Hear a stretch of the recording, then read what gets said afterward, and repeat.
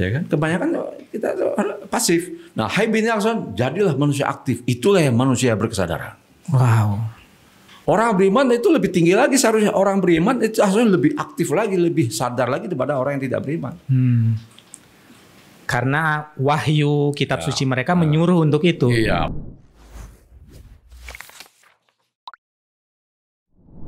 Assalamualaikum warahmatullahi wabarakatuh. Teman-teman Nural Wala dan Elkaf, kita sampai di pertemuan ketiga atau bagian ketiga dari obrolan kita tentang Hai bin Yakzan karya Ibnu Tufail. Kita masih bersama dengan Dr. Husain Herianto, penasihat Nural Wala, Direktur Elkaf, dan Prof. Pertama makasih udah mau nemenin lagi. Kita ngelanjutin yang sebelumnya. Kita sempat ngebicarain tentang menjadi manusia dan bahkan dalam aspek hidup beragama itu jangan melulu menempatkan diri sebagai objek. Jangan melulu melihat agama itu sebagai siraman rohani saja gitu ya, Prof. Kita menerima saja begitu.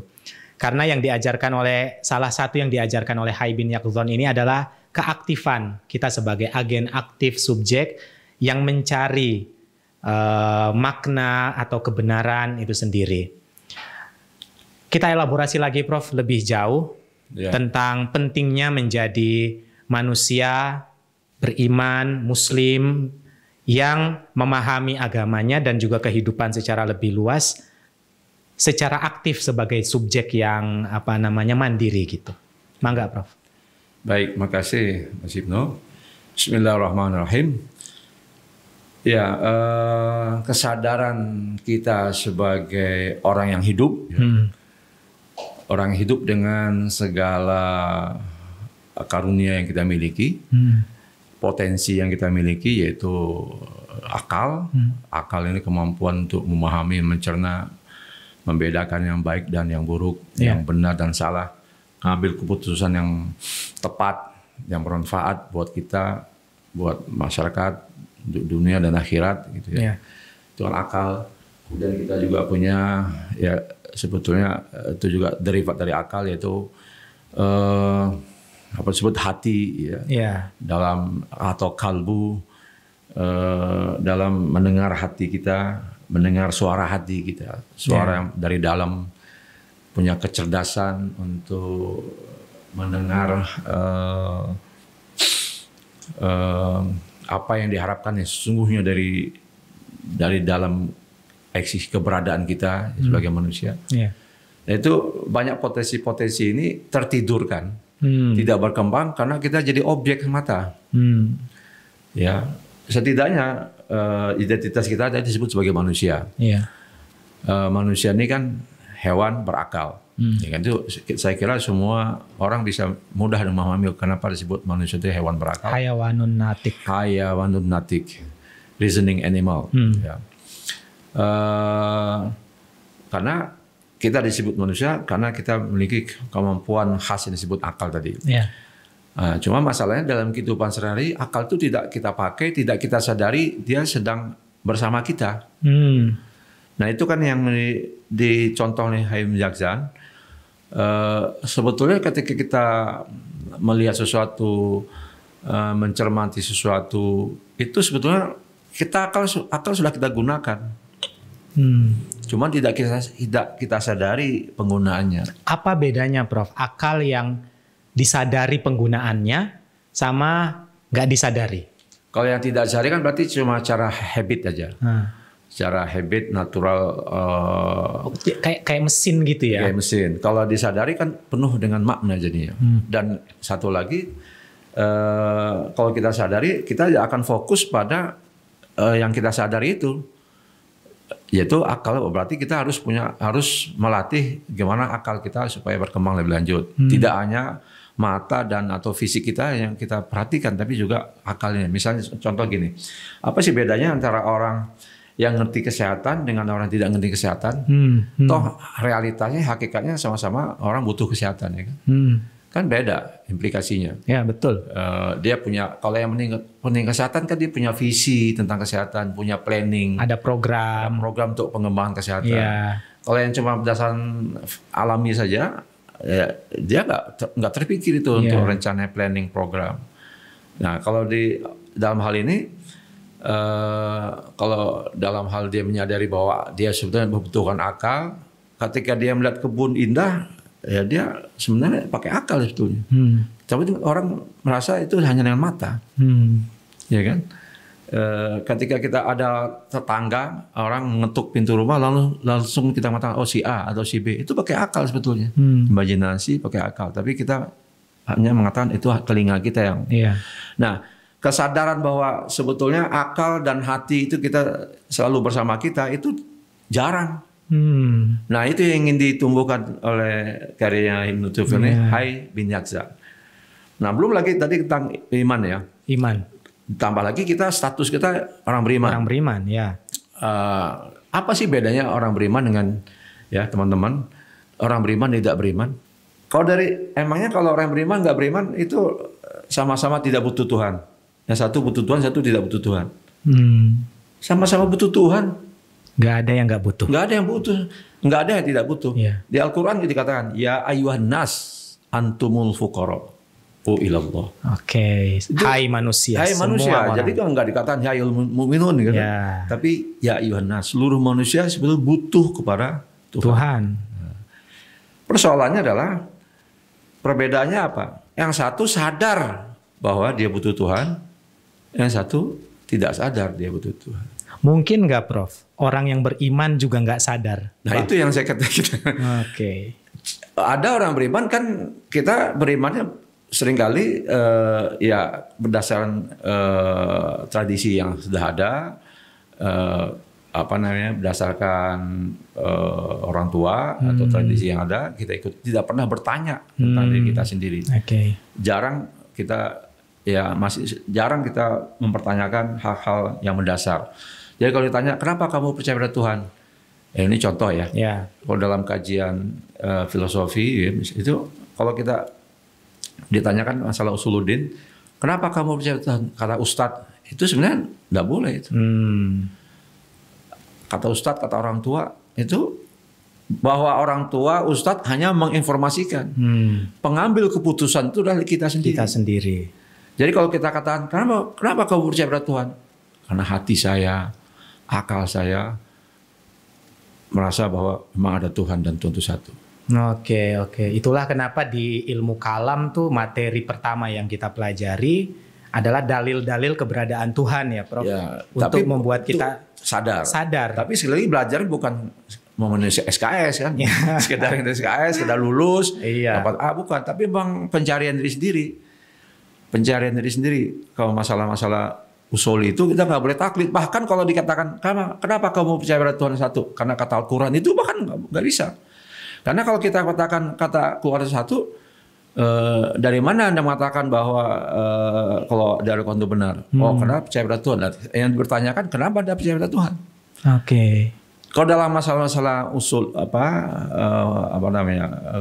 yang mendasar itu, usul dasar asli yang basic, fondamen itu harus berangkat dari kesadaran diri kita sendiri. Tapi Prof, apakah kemampuan semua orang itu sama dalam mencerna, menalar, memahami secara menyeluruh gitu, dalil-dalil dan seterusnya? Tentu secara umum sama. Selama dia manusia dan dia berakal, ya pasti sama. Potensinya sama. Karena potensi mengenal Tuhan, ya, bahwa dia mengakui adanya kesadaran adanya pencipta, dan kita layak untuk berterima kasih kepada Sang Pencipta, lalu layak juga kita menyembahnya sebagai ungkapan terima kasih, dan juga menyembah itu adalah usaha untuk mendekatkan. Itu sesuatu yang alamiah, memang fitrah bahasa kita. Faqim wajhaka lid-dini hanifah kan. Jadi itu yang fitrah. Mungkin yang berbeda tuh jalannya yang berbeda. Nah, Ada yang jalan melalui afak tadi, melihat alam lingkungan sekitar, ya. Sanurim ayatina fil afak gitu kan. Ada melalui afi anfusihim, melalui perenungan diri sendiri. Nah, kalau ada yang mau tinggi lagi, itu dibahas oleh Ibnu Sina. Itu disebut dengan Burhan As-Siddiqun. Ya. Itu bahas tentang wujud. Itu perlu episode lain itu. Episode lain. Tapi secara umum bahwa segala sesuatu ini indah, teratur, tertib. Kan sebenarnya secara akal sehat aja. Dulu aja waktu saya SD kita udah bertanya. Iya. Apakah mungkin alam semesta yang indah ini tidak ada penciptanya gitu ya, tidak bertujuan. Lalu hidup kita ini apa gitu? Kalau segala sesuatu ini tidak ada maknanya, tidak ada kelanjutannya, lalu nothing dong kita segala sesuatu kita dapatkan. Iya. Ya, setelah kita berhasil sukses, toh akhirnya mati juga. Itu pertanyaannya. Nggak mudah, sebetulnya fitrah itu sesuatu yang mudah, cuma persoalannya ada hambatan-hambatan itu tadi, kelambanan namanya inersia, kelambanan psikologis itu karena kita selalu senang manja objek, disiram, maunya disiram, bukan mencari, maunya orang bersikap jujur sama kita sendiri nggak jujur. Wah ini bagus nih, yang udah punya pasangan ya, ya, jadi tidak maunya hanya ya, disayangi mau, tapi tidak mau menyayangi, ya kan? Kebanyakan kita pasif. Nah, hai bin Akson, jadilah manusia aktif. Itulah yang manusia berkesadaran. Wow. Orang beriman itu lebih tinggi lagi seharusnya. Orang beriman itu harusnya lebih aktif lagi, lebih sadar lagi daripada orang yang tidak beriman. Karena wahyu kitab suci mereka menyuruh untuk itu. Iya, apalagi ada afirmasi lebih kuat. Iya. Wahai manusia, kalian ini memang perjalanan. Innalillahi wa inna ilaihi rajiun itu jelas lagi dapat. Jadi apa yang ada dalam fitrah kita itu diafirmasi oleh Al-Qur'an. Tuh belum lagi ada contoh dari Nabi ya tentang akhlak. Itu justru seharusnya orang beriman ini ribuan kali lebih lipat aktifnya, kreativitasnya, cinta keilmuan itu pada orang yang tidak beriman. Mestinya. Karena ada afirmasi yang kuat dari Allah, dari sunnah Rasulullah, dari kitab suci Al-Quran yang menyorong kita berpikir. Misalnya salah satu afirmasi kuat dari Nabi ya, hadis qudsi. Hadis qudsi ini kan hadis yang levelnya menurut para ulama lebih tinggi karena datang dari Allah tapi dalam teks redaksinya dari Nabi. Iya. Itu mungkin populer ya, sering dibacakan, tapi jarang orang mengangkat itu sebagai sebuah rekomendasi anjuran dari Nabi supaya proaktif. Di situ ada dalam hadis itu dikatakan ana inda zonni abdi bi. Aku ini menuruti persangkaan zon ya. Aku tuh Allah ya. Allah kata Allah kan hadis qudsi. Aku ini menuruti persangkaan hambaku terhadapku. Itu di situ kan jelas sekali aku ini mengikuti persangkaan hambaku terhadapku.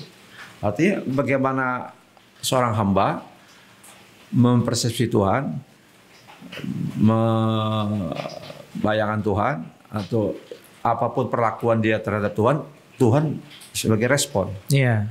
Di situ kan posisinya adalah manusia yang aktif, yang proaktif sebagai subjek. Ya, di situ kelihatan sebetulnya kalau dalam bahasa maskulin feminim di situ Tuhan yang maskulin itu manusia. Oke. Tuhan kan biasanya feminin itu pasif ya. Yang pasif ya. Sementara yang maskulin itu lebih aktif. Di situ kelihatan manusia sebagai yang aktif. Karena kelanjutannya dikatakan jika mereka ingat padaku, aku akan juga ingat pada dia. Ya. Jika hambaku itu mendekat kepadaku sejengkal, aku mendekatnya dengan sehasta. Jika dia mendekati sehasta, aku mendekatnya sedepak. Sedepak itu 1,5 meter gitu ya. Jika dia mendekatiku berjalan, aku mendekatinya berlari. Di situ kan jelas sekali menggambarkan bahwa aksi reaksi. Jadi yang aksi adalah manusia, Tuhan reaksinya. Kalau dia aksinya A, maka reaksi Tuhan begini. Kalau aksinya begini, reaksi Tuhan begini. Itu betul-betul menggambarkan bahwa wahai manusia, wahai umatku, kata Nabi, Anda yang harus jadi aktif. Baik dalam persepsi maupun dalam beribadah ataupun dalam sekitar usaha untuk mendekatkan diri kepada Tuhan. Itulah kenapa Hai bin Yaqzan sampai kepada tahap musyahadah itu, Prof. Nah, iya. Jadi bukan hanya dia yang berjalan atau berlari menuju Tuhan, tapi pada akhirnya Tuhan pun menghampiri dia. Iya, otomatis. Tuh. Oke. Itu respon dari Tuhan setelah kita berjihad. Kesadaran seperti itu menurut Profesor, apakah salah satu yang hilang dari keberagamaan kita, religiusitas kita? Artinya kita menjalani kewajiban ritual yang diajarkan kepada kita tanpa kesadaran bahwa semua itu adalah bentuk keaktifan kita mendekati Allah Subhanahu wa taala. Iya, itu fenomena umum ya. Jadi itu yang terjadi selama ini. Kan kalau kita lihat Al-Quran dari dulu ya nggak ada yang perubahan. Iya. Jadi proses perkembangan, kemajuan, kemunduran umat Islam ini kan karena faktor manusianya, bukan karena faktor Al-Quran. Al-Quran dari dulu sama. Cara sholat, ya fikih, ibadah ya sama aja. Yang membedakannya adalah sikap kita, sikap umat beragama, sikap kita. Al-Quran yang dibaca Ibnu Sina sama ya, Prof, dengan yang kita baca. Yang dihafal oleh Ibnu Sina sama dengan para hafiz sekarang ini, persis. Tapi luarannya, hasilnya lain ya. Ibnu Sina melahirkan sebuah karya yang sampai sekarang dibaca. Ya. Ibn Tufel sudah 10 abad masih dibaca sampai sekarang. Ya. Bahkan Hai bin Yaqzan sendiri itu judul yang diambil dari Ibnu Sina ya, Prof. Ibn Tufel meminjam dari Ibnu Sina ya. Tapi kisahnya kemudian diolah kembali oleh Ibnu Tufail. Yeah. Nah ini menarik, Prof, bahwa ternyata agama yang kita imani, Al-Quran yang kita imani, menyuruh kita untuk merenung, i'tibar ya, menyuruh kita untuk berpikir. Yeah. Nah, di dalam novel Hai bin Yaqzan ini kan karakter utama yaitu Hai bin Yaqzan ternyata setelah melampaui fase ke-7, dia sudah sampai ke puncak, cerita ternyata masih berlanjut. Cerita belum selesai. Dia bertemu dengan seorang manusia yang mendatangi pulaunya si Hai bin Yaqzan, yang bernama Absal. Orang ini yang datang namanya Absal. Nah, orang yang bernama Absal ini seorang tokoh agama, seorang ulama yang mengerti betul tentang syariat dan mendatangi pulaunya Hai bin Yaqzan dalam rangka menyendiri, uzlah, untuk merenungkan Allah Subhanahu wa taala, alam ciptaan dan seterusnya. Nah, Prof, Hai bin Yaqzan yang menemukan Allah Subhanahu wa taala secara mandiri, kemudian bertemu dengan Absal yang mendapatkan imannya itu dari agama, dari kitab suci, dari syariat. Prof, tolong elaborasi bagaimana pertemuan antara nalar akal yang diwakili oleh Hai bin Yaqzan dengan agama, syariat, kitab suci yang diwakili oleh Absal. Ya. Oh ya, ini pertanyaan yang agak serius sedikit nih, karena itu pembahasan agak filosofis. Tapi gini, gampang ya, bahwa ya akal itu kan pemberian dari Tuhan dan memang itu diciptakan oleh Tuhan. Sementara kalau Al-Quran yang disebut dengan qaul Allah ya, perkataan Allah, itu juga ciptaan Tuhan. Artinya secara hakikat memang semua berasal dari Tuhan. Berasal dari Allah. Ya. Jadi bahwa syariat ataupun agama yang diturun oleh Allah melalui Rasulullah, melalui para nabinya, itu pasti sejalan dengan prinsip-prinsip akal yang benar, ya, betul-betul yang sehat, betul-betul prinsip-prinsip akliyah. Itu sebabnya Al-Quran sendiri menyuruh kita berakal. 49 kali kata Al-Quran itu, kata akal itu kita disuruh afala, itu baru kata akal aja ya. Afala ta'qilun, afala ya'qilun itu totalnya 49. Dan yang belum menarik lagi derivate lain, ada kata fikr, ada nazar, itu banyak. Dan kata-kata tersebut nggak ada yang berbentuk isim, berbentuk nama, Prof. proper name. Oh ya. Selalu berbentuk kata kerja, fi'il. Fi'il. Afala ta'qilun kayak Prof bilang tadi. Malah Itu fi'il mudhari banyak. iya. Ada maknanya Ada nggak? ya, ada yang isim tapi kata kerjanya ada kata kerja akal. Lahum qulub.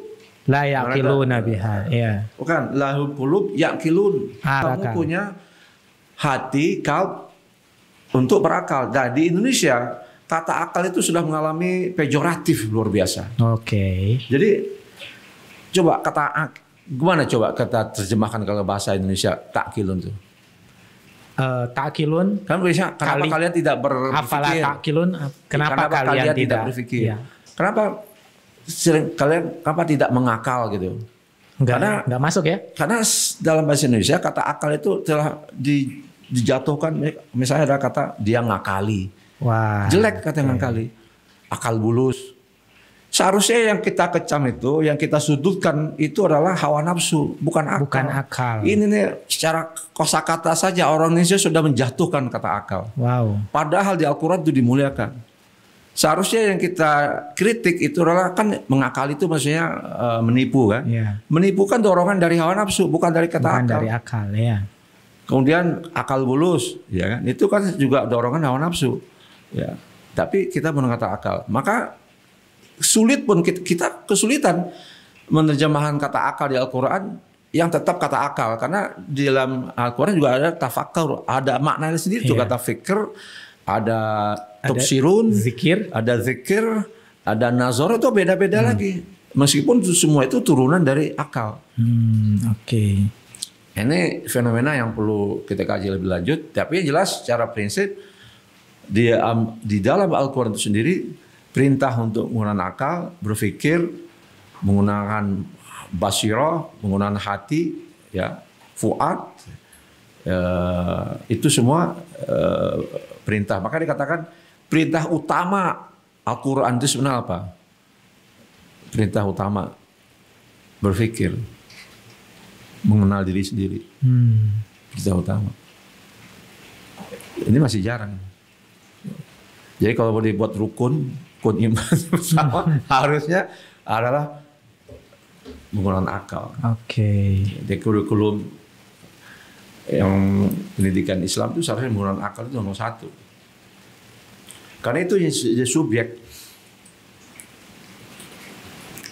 Apa yang membuat kita, Prof, manusia hari ini kemudian lupa dengan aspek-aspek itu semua, lupa dengan spirit Al-Quran, spirit kitab suci yang sebenarnya mendorong kita untuk menjadi manusia yang penuh kesadaran, mengaktualkan akalnya dengan semaksimal mungkin. Ya, secara gampangnya kita mengalami discontinue dengan umat Islam yang lalu. Bagaimana Ibn Tufel, bagaimana Rumi, yang karyanya sampai sekarang. Kalau kita banggakan umat Islam pada dunia, siapa? Orang-orang dulu kan. Oh, sufi kita besar, Syekh Akbar siapa? Ibn Arabi, abad 12, abad 13. Oh, saya Rumi, saya puisi yang luar biasa. Rumi lagi, abad 12 lagi. Filosof, Ibnu Sina, Al-Farabi.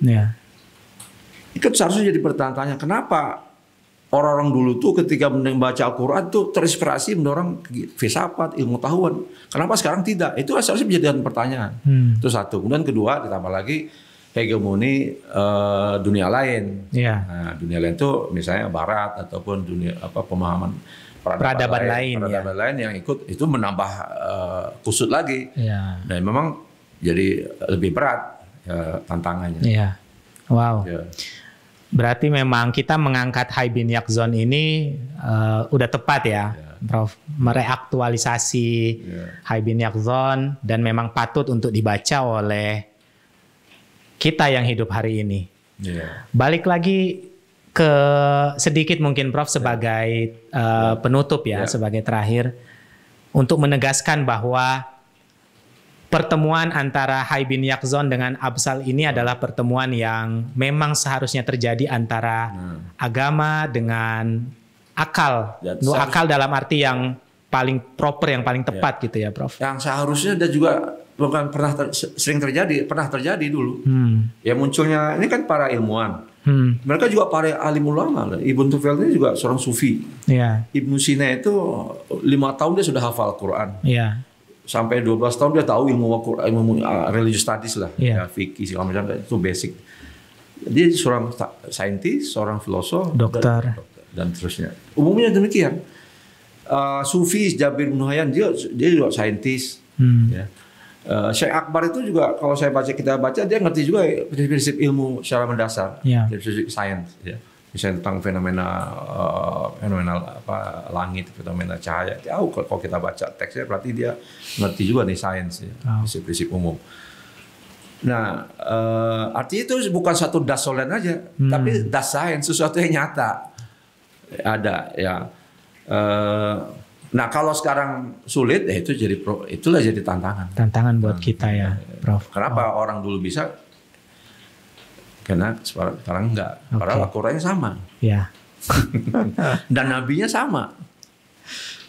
Ini pekerjaan peradaban yang nggak akan berhenti berarti ya, Prof. Iya, betul. Ya, dan itu yang dilakukan oleh teman-teman di Nur Al-Wala ya, dan juga El-Kaf. Iya. Prof. Husain, terima kasih banyak sudah sama. 3 pertemuan selalu menemani kami, membantu kami memahami Hai bin Yaqzan. Mudah-mudahan sepulang kita atau setelah kita bicara sekelumit tentang Hai bin Yaqzan, kita bisa menghidupkan betul apa yang tertulis di sini ke dalam diri kita. Tentu diawali dengan membacanya ya, Prof, dan juga membaca karya-karya lain dari filsuf dan sufi-sufi Muslim panutan kita yang lainnya. Terima kasih teman-teman yang udah setia mantengin podcast kerjasama antara Nur Al-Wala dan El-Kaf. Kita ketemu lagi pada kajian atau episode yang berikutnya. Assalamualaikum warahmatullahi wabarakatuh.